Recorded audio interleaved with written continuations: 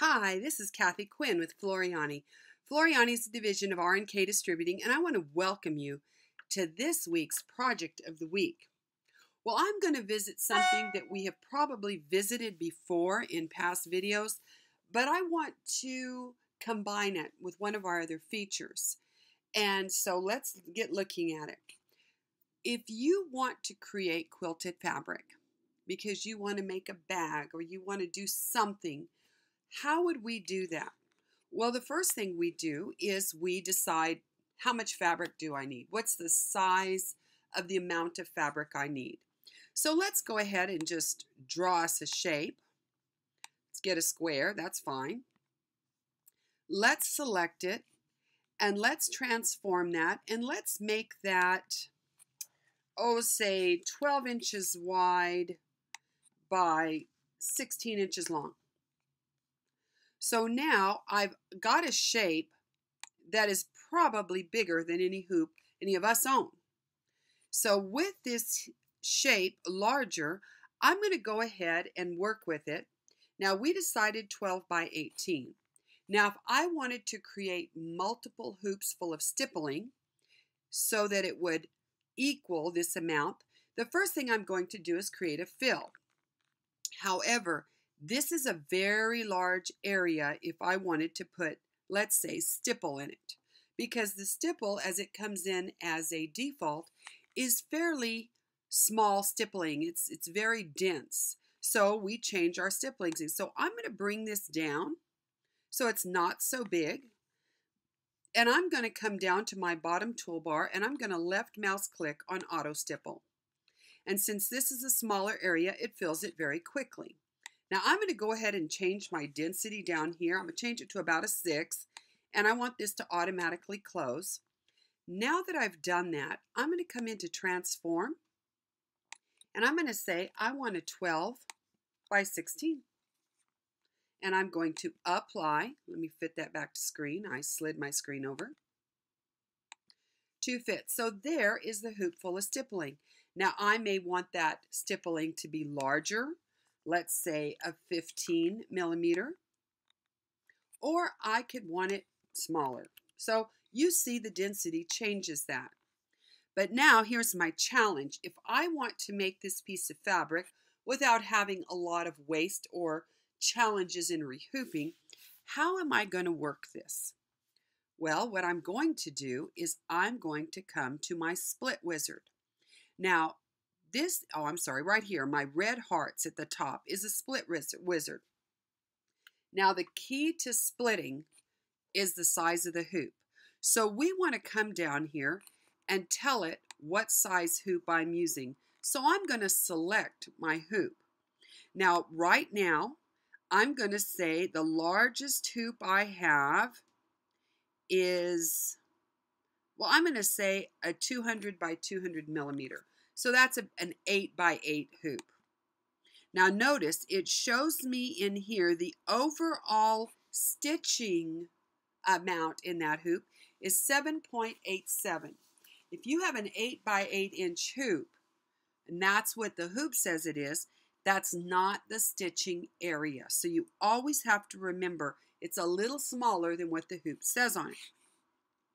Now that I've told my software this is the size hoop I'm using, I'm going to say OK. Now when I go to split, it's assuming, or it knows because I've told it, this is the size hoop I want to work with.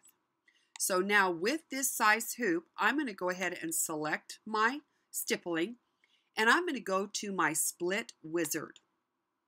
Now with my wizard, I'm going to go to Next. And what this is telling me is that my dimensions, I've actually got 12.06, because maybe some of my stippling kind of bled out a little bit, by 16.05 inches. Now it's telling me that with the hoop I've picked, I'm going to need 1, 2, 3, 4, 5, 6 hoopings to make that size fabric. So with that, we're just going to go with it. I want my alignment. And I can tell it how much overlap I want in these areas. So when I align it, I want a little bit of overlap of the stitching. and it's telling me how much margin from my hoop mount. Now, I've centered the design. We're good. And now I'm going to say next. Now, what this is going to do is it's going to show me my first hooping is going to be here. My second, there's hooping 1 and hooping 2. That's row 1, 1 and 2. Now here's row 2, 1 and 2, and row 3, 1 and 2. So now I'm going to finish this. Now I could print it, so let's look at that real quick. I could print this so that I know exactly how it's going to line up. Now I don't need to print all these templates, but I could. So you see it's giving me a template and a stitch out for each and every one.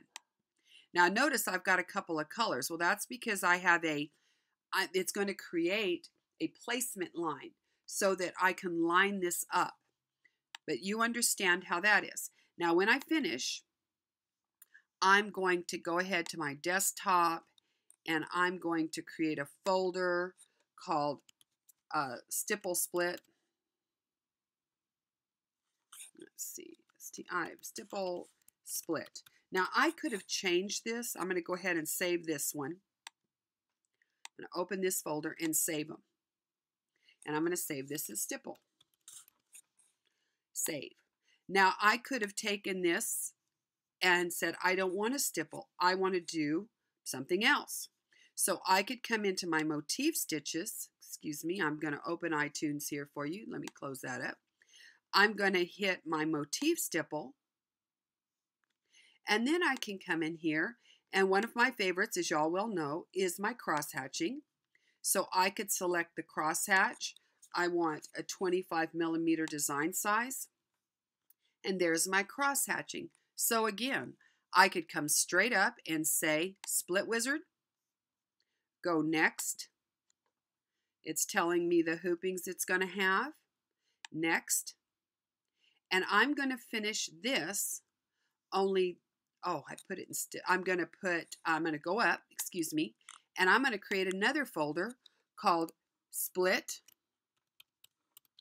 Crosshatch. Okay, with that, it's close to split. There we go.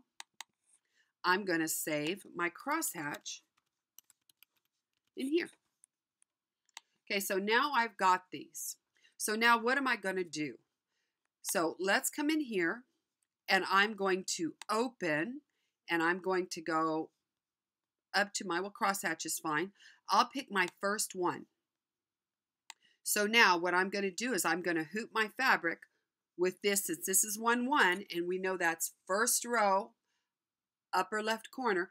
I'm going to hoop my fabric so this is in that corner. Now what it's going to do is, let's watch.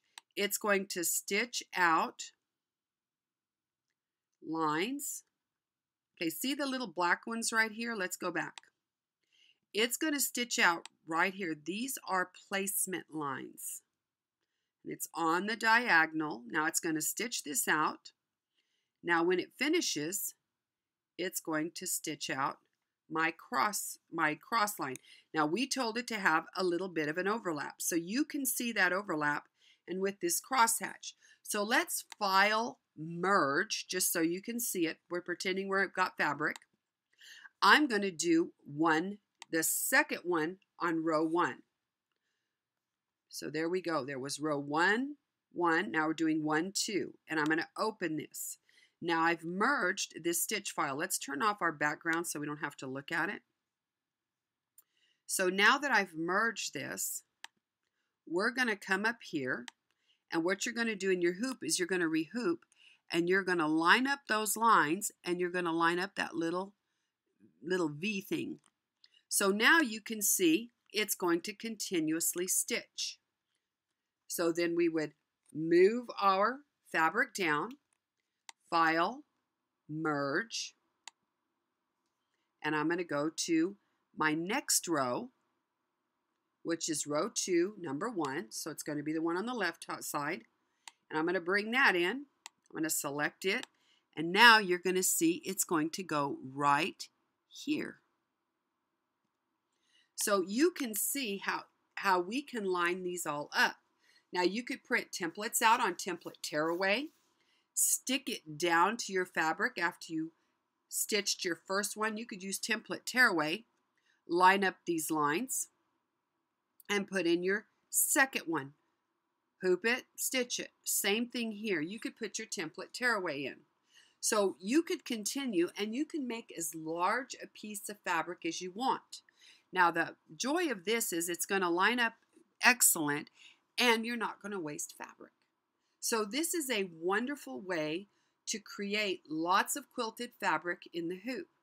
And you can do stipples, you can do decorative fills, you can do anything you want using this method.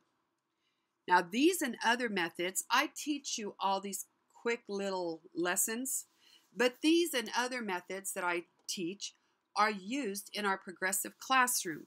So if you want to use some of these things such as background fills and how do I go ahead and rehoop, join our progressive classroom.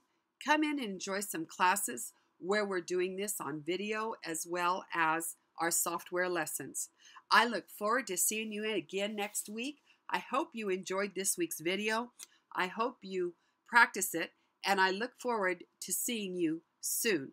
Oh, by the way, when I do this, I would actually try something small where I only had a couple of hoopings so I could get the hang of it.